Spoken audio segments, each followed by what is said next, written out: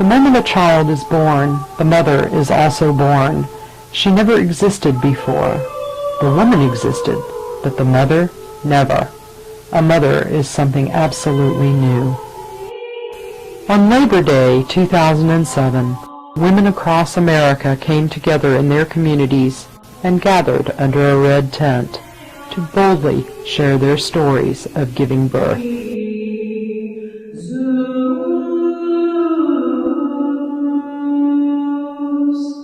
In Columbia, Missouri, where the practice of midwifery remains a felony, 8 of the 7 women who shared their stories had given birth by cesarean surgery.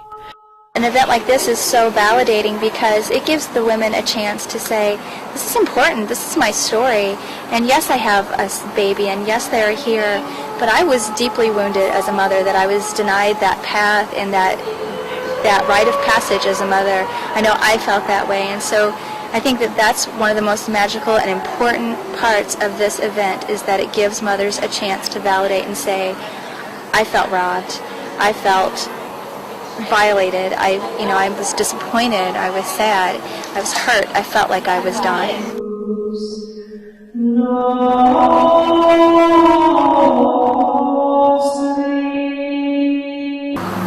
Women are full of courage, even when they feel defeated, exhausted, helpless, hopeless, lost, confused, forlorn, and deeply disappointed, especially in themselves. They are fearless.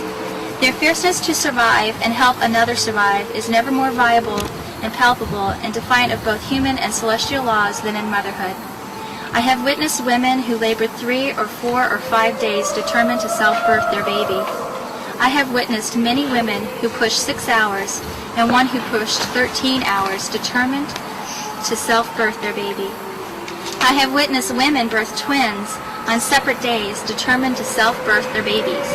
I have witnessed women and sometimes grandmothers nurse twins, siblings, and orphaned babies. I have witnessed women sit beside with their sick babies for days and nights and days and nights. Did I say sit? I mean to say stand until they stumbled. I have witnessed the fierceness and fearlessness of women's work in motherhood that makes any man's work look like leisure.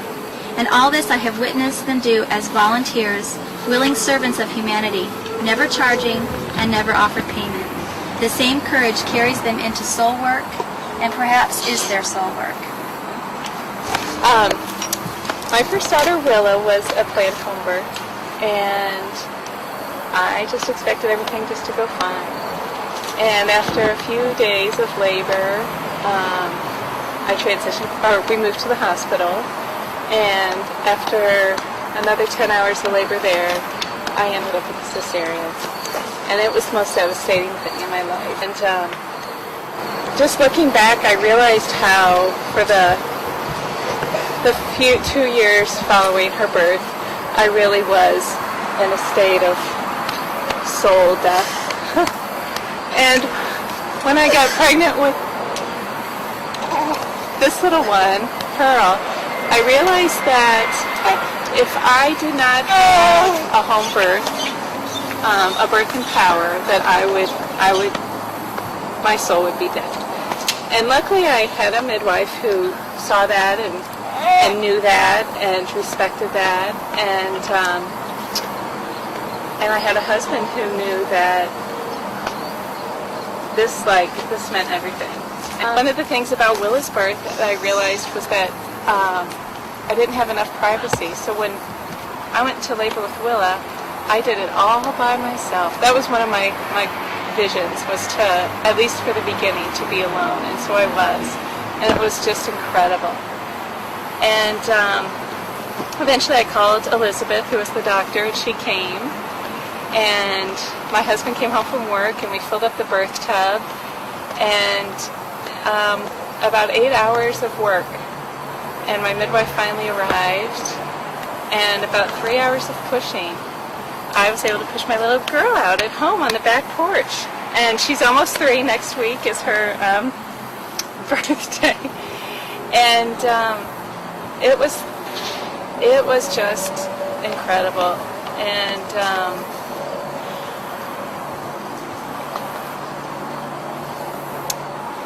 And when she came out, luckily all the pain for me went away, and I had a great triumph in my life, and I climbed a mountain that I never thought I could climb, and I just couldn't believe it.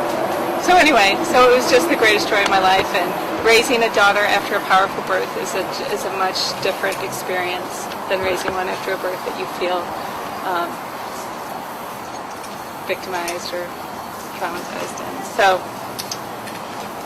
anyway, that's the short version. In 1970, the cesarean section rate was 5%. In 2007, it was 30%. This is an 8% increase from 2003 and a 41% increase since 1996. It shows a lot of truth about where we are with cesarean section in this country right now, and I think that it's at first still very confirming to me that we are in a big crisis with how we are approaching birth and the surgeries and the cesarean sections that are happening with birth. Giving birth is not just about having babies. It is about women's lives, women's wisdom, women's bodies, and women's empowerment. There are times where hospitals are necessary. They are completely necessary at certain times. I just don't know that they're always as necessary to the extreme as to what birth is happening like in our hospitals in this country right now. And so now I look back and I just wonder, if only I had known better. If only I had stayed away from the hospital and away from this doctor. If only I had refused to, breaking my water, and if only I had seen the warning signs that are so clear to me now. This doctor just wanted to push intervention after intervention on me and kind of sign off my birth plan as if, yeah, okay, we'll see about that. And all I wanted was a healthy mother for my babies, the best possible start in life for my baby, and the best chances of protecting my future babies. And us women were expected to be happy for our healthy babies, and if we feel any grief over the way our babies are born, we're just left to ourselves with it. Just kind of suck it up and have a healthy baby. They didn't bring him to me. This is why I didn't want to talk. I'm sorry. They didn't bring him to me for hours. I recall it being 5 or 6. And I had it all planned out that I was going to breastfeed. I didn't know enough to do normal, like natural birth, but I knew I'd wanted to breastfeed, and they didn't bring him to me because you're supposed to lay flat on your back or whatever. So, but I think that there certainly are times. But I think what's painful is even when you do have that kind of birth, that we're not even allowing mothers to experience the pain about what that is, because they have a happy, healthy baby in their arms, but they're not allowed to at least mourn the loss of that experience. That as a culture, we don't always support that. It was just a very intense experience. I had my first son by C-section in the hospital, even though I had planned on a perfect natural hospital birth. Disappointed, but I had a very intense C-section. I ended up having a C-section for, I'm not really sure what the medical papers say, but pretty much just getting chewed up and spit out by the machine. I did what you got an OBGYN and you had your baby at a hospital. And that's what I tried to do. And I made it about 9.5 centimeters, and then I had an emergency cesarean with him. But recovery from that cesarean was horrific. And it's just amazing that women can have a cesarean and still take care of this infant. Recovering from cesarean is hard work. So we went ahead and had an emergency C-section. I remember being very surreal, like all of a sudden it seemed like the blood pressure was peaking again, the staff was going crazy. I remember instruments being dropped on the floor. I remember it just seemed very surreal. It was very hard for me to have to give up my birth and have a C-section. And so it was really hard to heal from that. I have given birth 5 times. They gave me Demerol. They gave me way too much of it. Then I still had way too much Demerol still in my system for giving birth and for meeting my baby. So I don't remember anything about pushing her out. I don't remember anything about what she looked like. I do vaguely remember trying to breastfeed her, and it didn't work at all because I didn't know what I was doing and I was totally drugged. Baby and I then conked back out, we both slept for about 8 hours trying to get the Demerol out of our system. The fact that we really didn't bond at all, I know was completely traced back to the interventions that weren't necessary, the Demerol and the Pitocin, and the fact that we didn't bond at all, I know really negatively impacted a lot of my parenting decisions. So I lost my firstborn after parenting her for about 3.5 years, not parenting her well. I had the tragic cesarean, and I was excited, and he seemed to be excited. And then I guess I'll say, long story short, I was naive. I knew nothing about childbirth. You know, my mom had me in the hospital. Everyone in my family had babies in the hospital. That's where it was done. But I was 18, and I hadn't been exposed to any of that. I mean, all I'd ever seen was had a baby in the hospital, and you know, and they send you home. But I'd say 8 months and a week, father left me. I got very stressed out. My blood pressure shot up, and they said, if your blood pressure doesn't go down, we're going to induce. And I was like, oh, I didn't like that very much. So I went ahead and carried to term. I was not very informed. They did not take any time to inform me of how I was doing. I guess they thought I didn't know enough to understand. So I don't recall being told a whole lot. They put me on Pitocin pretty quick, from what I recall. I had been in labor like a couple of hours, and Pitocin, and I didn't even know what that was. I'm like, okay. I just thought it's something they gave every woman. The pain got really, really bad after that, and I made really what you call primal sounds. I don't even recall what they sounded like. I just know that I could hear myself, and it wasn't me, because I still felt like a kid at that point, but I was moaning and groaning and these weird sounds that don't come out of me any other time. And it was embarrassing because my dad was in there. But I went until they kept checking me and I wasn't progressing. I guess I was 4 when I got there. I just found this out a month ago.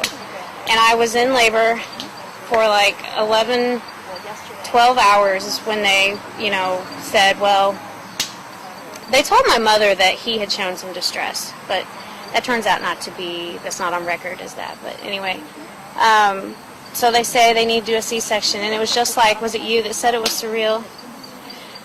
I don't remember anything. It's just that all the staff seemed to gather around me, and there was papers being shoved in my face, and we need you to sign to consent, and we need to take him. It's not, you know, it's not going okay, blah, blah, blah. And I thought it was an emergency and that he was hurting and possibly gonna not make it or something. I don't know. And so I'm like, okay. And so we do that, and it was horrible. They didn't bring him to me. This is why I don't want to talk. I'm sorry. They didn't bring him to me for hours. I recall it being 5 or 6. And I had it all planned out that I was going to breastfeed. I didn't know enough to do normal, you know, like natural birth, but I knew I wanted to breastfeed, and they didn't bring him to me because you're supposed to lay flat on your back or whatever. So I didn't get to hold him for 5 or 6 hours, which really bothers me. I'm sorry. May not even get to finish. And they had been told not to give him anything, but they gave him a passy anyway. So that made things a little difficult.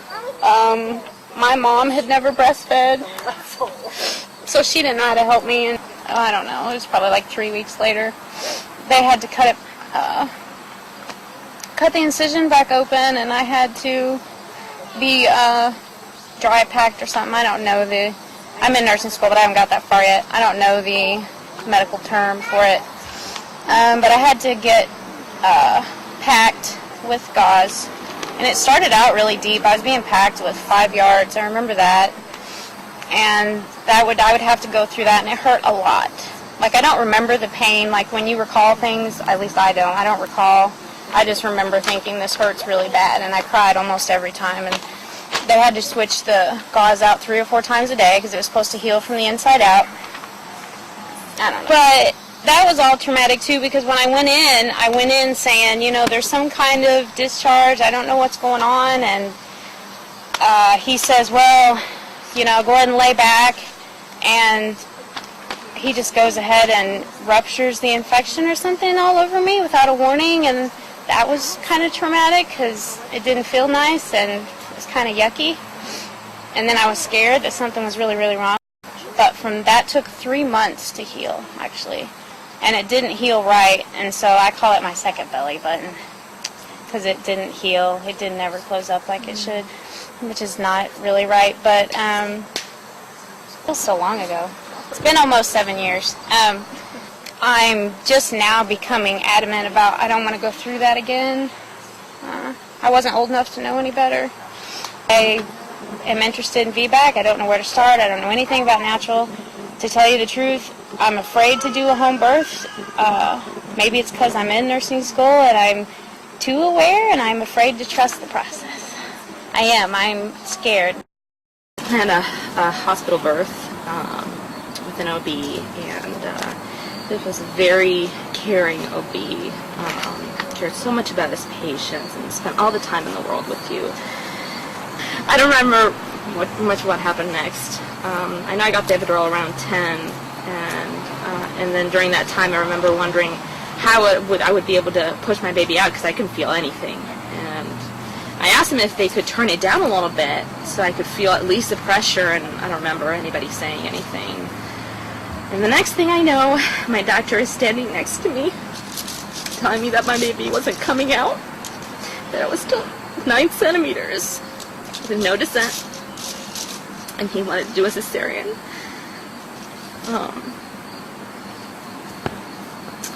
It was late. I'm sure he wanted to get home and get a good night's sleep.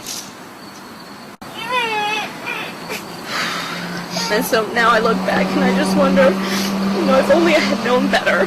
If only I had stayed away from the hospital and away from this doctor.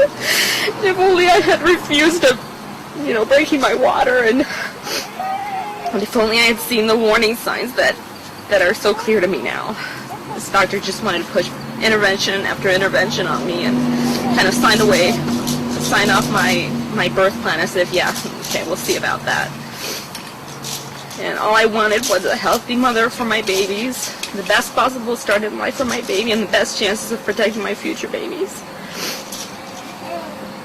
You know, as women, we're expected to be happy for our healthy babies, and if we feel any grief over the way our babies are born, we're just left to ourselves with it. You just kind of suck it up. You have a healthy baby. You know, when I went to see this doctor, I just figured he really cares about his patients. But now it's just, you know, I realize he's just another one in the pattern that cares more about his own interests than you know, mine or my baby, and whatever they are. I mean, convenience or stress. He told me later that he doesn't like to be stressed, and so when things are kind of starting to get iffy, you know, he just wants to cut the stress, and fear of lawsuits, whatever. 6 of the 7 women who had given birth by cesarean surgery later experienced successful, healthy vaginal births. A VBAC is a vaginal birth after cesarean. HBAC is a home birth after cesarean. I guess there's a lot of VBAC mamas here, and I think it's kind of sad that there's that many surgeries being performed, but I think it's really awesome that there are so many of us who've had that experience and have been able to get away from the scenario or the pressure to have it again. In 2008, the American College of Obstetrics and Gynecologists came out with a statement against home birth, and has encouraged hospitals and doctors to ban VBAC, despite research showing that VBAC is safe. I am so completely inspired and encouraged to hear the VBAC stories that are happening today. They're very strong, and to see the laughter that's happening and the tears that are being shed still in this space, I think it says a whole lot. In Missouri and elsewhere in the U.S., women feel that the only way to have a natural birth or a VBAC is to birth at home. And so when I got pregnant with my second baby, I was really torn between trying for a VBAC or just scheduling another C-section. But I really wanted to experience the vaginal birth, and knowing I wanted a big family, I could not, in good conscience, put all my future babies at risk by having additional C-sections. So, or my uterus, but. And so I decided, I did a lot of research, and I decided that the safest thing for me and my baby would be to plan a home birth, as far away from medical interventions as possible. And so it just felt like I was a lion or something. This sound coming out of me that was just so incredibly wild. So I pushed her out and push, and then out slides her body, and I see her. I lift myself up, and I see her laying on the bed, and I'm just like, oh my God, oh my God, oh my God, that's my baby, that's my baby, that's my baby. That vaginal births happen to the luckier ones, and I didn't think, or I couldn't believe that I was one of them, and I just could not believe that a baby had come out of my vagina. I could not believe it. I mean, she wasn't like, oh my God, oh my God, oh my God. I'm not in the OR. I'm not, I'm not cut open. And it was just incredulous. I could not believe it. And so I picked her up, and all gooey and bloody and yummy and all warm and slippery. And it was the most wonderful feeling in the world. And I held on to her for about an hour and a half, and so I decided that wasn't going to happen again when I got pregnant again, and decided on a home birth, and very happy I did. Great, and I felt really comfortable, and in about 5.5 hours I had my little Tobin. He came very fast, and I only pushed for like an hour, and I really enjoyed pushing. It felt good my body was doing so much work before for me that when I got to push, I felt like I was helping my body, and it didn't hurt as much anymore to push. And I was holding my husband in my arms and pushing out this child together. It was beautiful and empowering. And I remember when he was born, and my husband caught him and was bringing him up to me. He came out of the water and he sneezed. And he started to cry, and I talked to him right away and told him, you're here, and he stopped crying, and he nursed right away, and for 2.5 years after that, and which my first child, we only lasted 6 months. It was very difficult to get on a good nursing rhythm. He had a bottle, the nurses gave him a bottle. Not until later did I discover how empowering it was to have a VBAC and to be a mother who had a successful VBAC. It was just about having a home birth and not having anybody else in control of me while I was birthing. Because in the hospital I felt very out of my element, very out of control, being told what my body was doing, and it was really nice to have it in my court.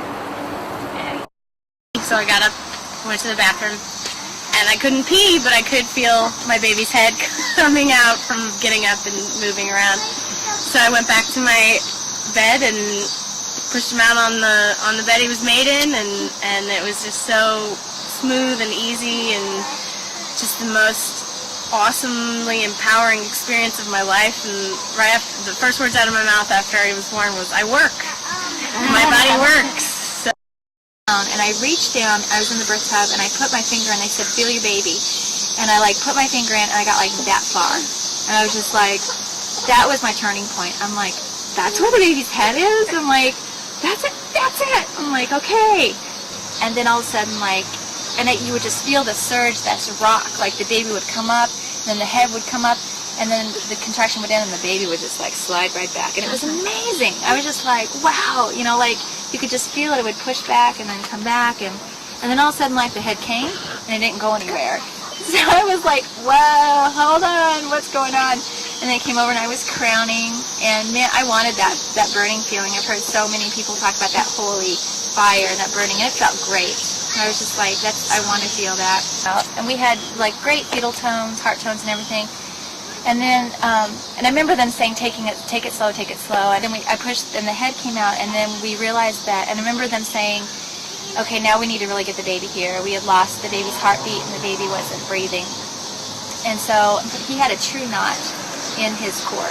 Like, the reason I love to share that story is because it can show what can happen if you trust the process. It can also show what can happen when you have the most amazing skilled people that care about you and are there to trust the process too. Because I never would have been able to walk into a hospital at 43 and a half weeks with history of preeclampsia and not be touched. It just would not have happened. And that same situation would have happened in a hospital, and it would have been happened so less gentle, I think, for him. I think the cord would have cut, he would have been sent away, and I wouldn't have had him right away. And he was right on me where he needed to be. But he was born in a third world country while we were adopting a teenager.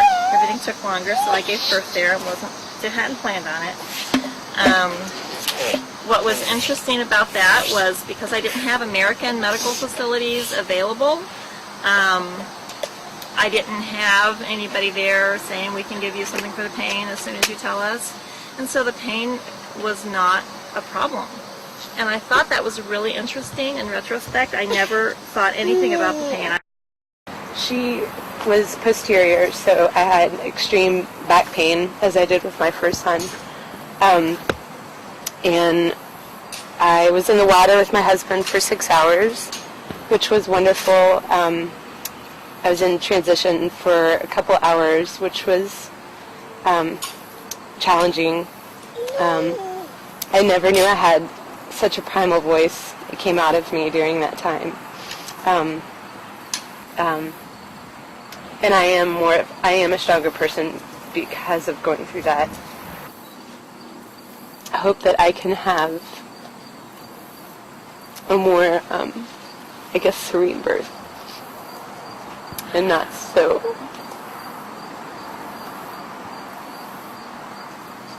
intense is the best word, I guess. But I'm glad that that we're all here and this is organized, because it's, I think, really important for women to share.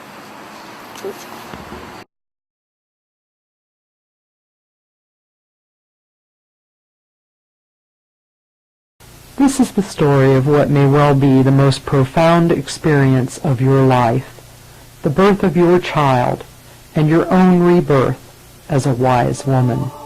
Be still when you have nothing to say. When genuine passion moves you, say what you've got to say, and say it hot.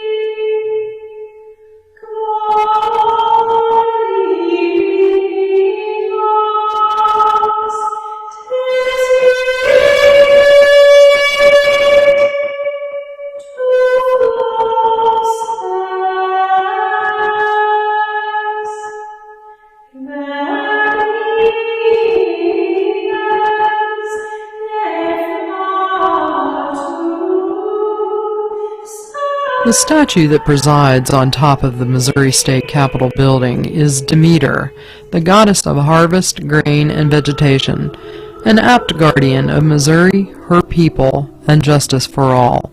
Demeter literally means the mother.